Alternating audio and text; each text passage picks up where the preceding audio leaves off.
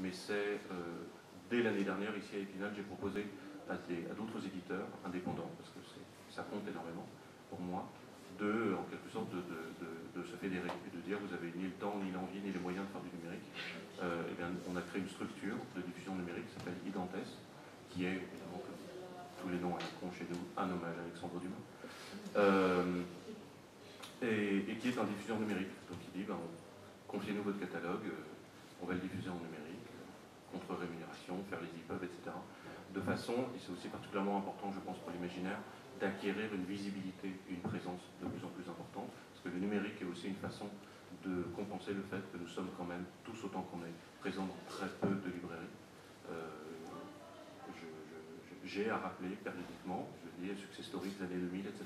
Oui, dans 600 à maintenant 1000 points de vente livres. Voilà, Da Vinci Code, c'est 17 000 points de vente livres. Et quand ils y vont, ils y vont. Donc ça veut dire qu'on est dans moins de 10% des librairies. Les probabilités pour tomber sur un rayon un peu cohérent et un peu dense et un peu qualitatif dans le genre de la SF et de la fantasy et du fantastique dans une librairie, les probabilités sont extrêmement basses.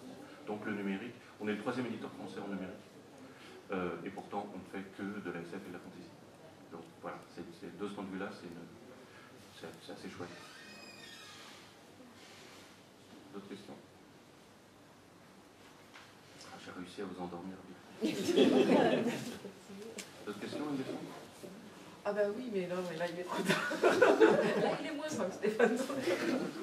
La romance, la bitlit, les auteurs français, les derniers trucs. Ouais, très vite, trop vite. Les auteurs français, l'une des choses très frustrantes pour moi dans ce que Brajlon a accompli, c'est de considérer que Brajlon ne publie pas d'auteurs français. Très frustrant parce que j'ai commencé ma carrière comme ça, en ne publiant que des auteurs français.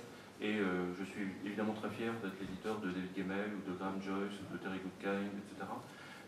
Mais je suis évidemment encore plus fier d'avoir découvert Mathieu Gabory, Fabrice Collin, Laurent Klotzer, Pierre Grimbert, Nathalie Do, Magali Sigura, Henri Lovenbruck, Eric Wietzel, etc., etc. Et ensuite d'avoir acquis la confiance de Mélanie Fazi, Pierre Pevel, pardon pour ceux que j'oublie, je vais me faire... ça m'apprendra à faire des listes. Et bon, cette frustration, elle a été liée évidemment à l'explosion de Brajlon et au fait que travailler avec des auteurs français, ça prend beaucoup de temps, c'est ce qui est le plus beau et le plus passionnant dans ce métier, ça prend énormément de temps, et donc je ne l'avais plus. Et en plus, quand vous devenez immédiatement l'éditeur de référence dans un genre, et en plus, enfin, l'éditeur de référence par la place que nous avons en librairie, un roman d'imaginaire sur 4 en langue française vient de chez nous, c'est quand même beaucoup. Ben forcément, les gens s'attendent à je dirais pas un niveau de qualité, c'est complètement con, mais c'est aussi une diversité, etc. Mais en gros, je me suis rendu compte aussi à cause du prix du livre, c'est qu'en grand format, à 20, 22, 25 euros, c'était plus du tout ce que j'avais fait chez Mnemos, où les bouquins, les français étaient à 39 euros, enfin, 39 francs, 40 francs. Donc en gros, c'est un investissement beaucoup plus important. Mais je suis ravi d'avoir trouvé du temps et d'avoir rencontré aussi de nouveau des auteurs que j'ai très envie de publier. Et voilà, les auteurs français sont de retour, si vous voulez. Je crois qu'il y en a en tout, je crois qu'il y a une dizaine de projets entre cette année et le début de l'année prochaine. La romance me tient beaucoup à cœur parce que... pourquoi? Parce que d'abord on aime bien ça, je pense, évidemment on parle de la fantasy, de la science-fiction, etc., mais on est qui on est, enfin, globalement la direction de Brajlon à la quarantaine, ça veut dire qu'on est la génération qui a découvert le jeu vidéo, les séries télé, etc. Et donc ça veut dire qu'on aime beaucoup ça, et tout ça, et pas seulement ce qui relève de la SF, de la fantasy, etc.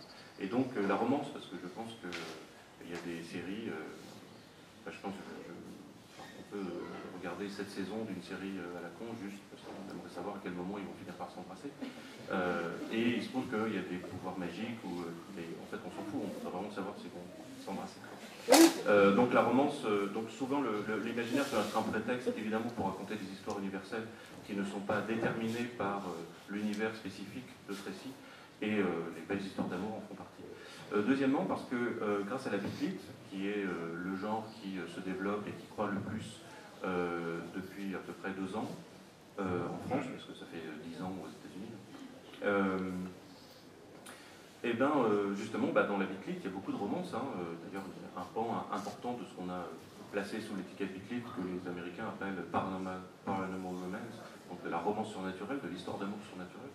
Et donc, finalement, on faisait déjà de la romance. On a décidé d'appeler ça romance et pas sentimental, parce que sentimental est un vocable qui est très dévalorisé. Hein. Sentimental, c'est dans le conscient collectif, c'est harlequin, c'est du livre apparemment formaté, sans vraiment d'auteur derrière, etc. Ce qui, à mon avis, n'est pas tout à fait vrai.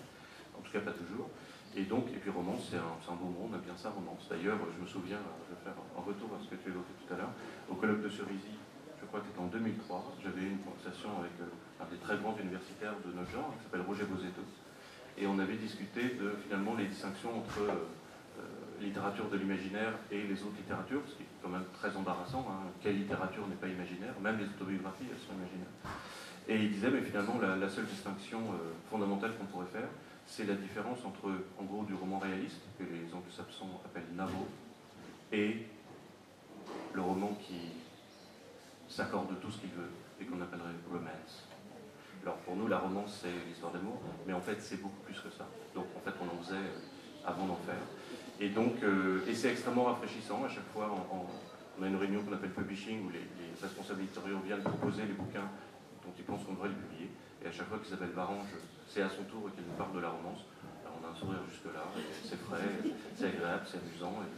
Et le vétérinaire bûcheron qui vient à la fois réparer la maison et qui se trouve être aussi le flic du petit village, ça nous fait marrer, c'est très très agréable. Donc et la romance aujourd'hui, je pense, est un genre qui est trop peu présent en France, et qui est quand même bien agréable. Tout le monde aime les belles histoires d'amour, mais quand elles sont bien racontées, on est très heureux de créer cette nouvelle collection. Évidemment, si tu pointes la question, c'est que pour la première fois, c'est pas de l'imaginaire dans tout ce que publie Brajlon, Milady, etc.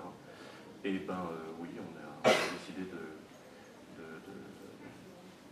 je dirais pas de sortir parce qu'on va continuer, mais en tout cas d'aborder un nouveau pan de tout ce qu'on aime lire et découvrir comme histoire. Et la romance, c'est sans doute le premier genre qu'on aborde hors de l'imaginaire. De belles lectures en perspective. Merci beaucoup. Désolée pour le léger retard à nos suivants.